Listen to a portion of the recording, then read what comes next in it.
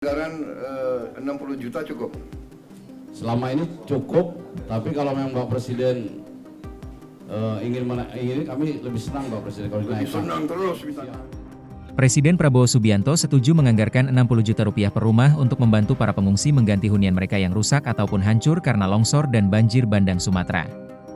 Dalam rapat koordinasi bencana di Posko Terpadu Lanut Sultan Iskandar Muda, Kabupaten Aceh Besar, Provinsi Aceh, Minggu 7 Desember 2025 malam, Prabowo menerima laporan mengenai pembangunan hunian sementara, Huntara, dan hunian tetap, Huntap, yang diperuntukkan kepada para pengungsi banjir bandang dan longsor di Provinsi Aceh, Sumatera Utara, dan Sumatera Barat.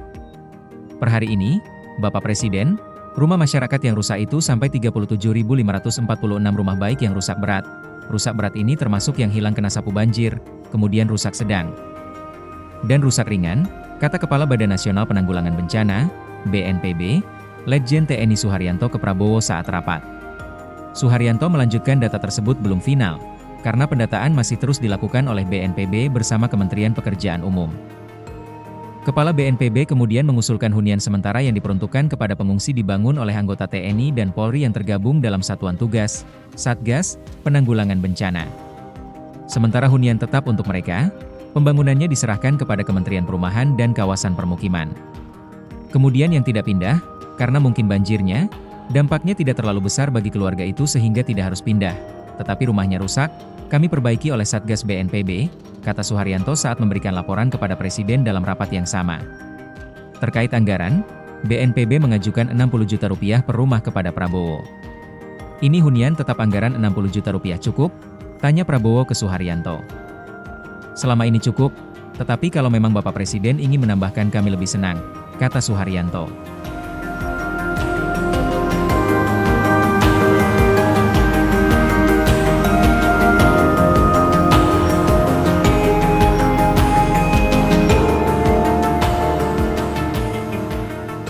Presiden Prabowo Subianto menyinggung Bupati Aceh Selatan Mirwan MS, yang pergi umrah tanpa izin kalau wilayahnya terdampak bencana banjir dan longsor. Prabowo meminta Menteri Dalam Negeri Tito Karnavian untuk memproses pencopotan Mirwan. Kalau yang mau lari, lari aja nggak apa-apa.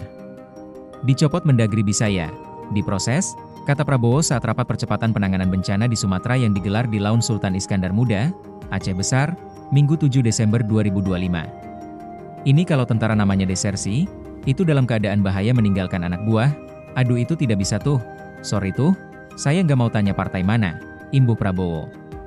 Peringatan Prabowo tersebut bukan tanpa sebab. Pasalnya, Bupati Aceh Selatan Mirwan MS meninggalkan wilayahnya yang sedang dilanda bencana untuk melaksanakan ibadah umrah. Tim pemeriksa dari Inspektorat Jenderal Kementerian Dalam Negeri, Kemendagri, bahkan sudah menjadwalkan ulang pemeriksaan terhadap Mirwan. Dalam kesempatan itu, Prabowo tak lupa menyampaikan terima kasih kepada kepala daerah yang terus bekerja tanpa kenal lelah untuk menyelamatkan rakyat. Terima kasih para bupati, kalian yang terus berjuang untuk rakyat, memang kalian dipilih untuk menghadapi kesulitan, ucap Prabowo. Prabowo mengaku menerima laporan kondisi lapangan cukup memprihatinkan. Dia bilang ladang pertanian rusak, dan perumahan harus dibangun ulang. Sebelumnya, Bupati Aceh Selatan Mirwan MS menjadi sorotan usai melaksanakan ibadah umrah saat bencana banjir dan longsor yang menerjang 11 kecamatan di wilayahnya. Mirwan MS sendiri sudah menerbitkan surat ketidaksanggupan dalam penanganan tanggap darurat banjir dan longsor. Surat itu diterbitkan Mirwan pada 27 November bernomor 360115-2025. Kemudian pada 2 Desember, Mirwan justru pergi umrah memboyong keluarganya di tengah masih adanya warga di kawasan Trumon mengungsi di tenda pengungsian. Gubernur Aceh Selatan Muzakir Manaf alias Mualem mengklaim sudah menolak dan tidak mengabulkan keinginan Mirwan menunaikan umrah saat banjir. Surat izin permohonan perjalanan ke luar negeri itu disampaikan Bupati Aceh Selatan ke Mualem pada 24 November 2025. Namun, dia tak mengabulkan karena saat itu Aceh sedang dilanda bencana alam hidrometeorologi.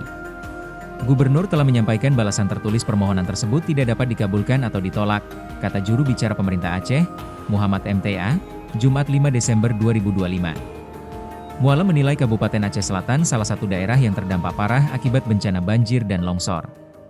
Bupati sendiri telah menetapkan status tanggap darurat penanganan bencana banjir dan tanah longsor di Kabupaten Aceh Selatan. Partai Gerindra sudah resmi memecat Mirwan sebagai kader usai pergi umrah bersama keluarga saat rakyatnya tertimpa musibah banjir dan longsor. Tribun X, menghadirkan lokal menjadi Indonesia.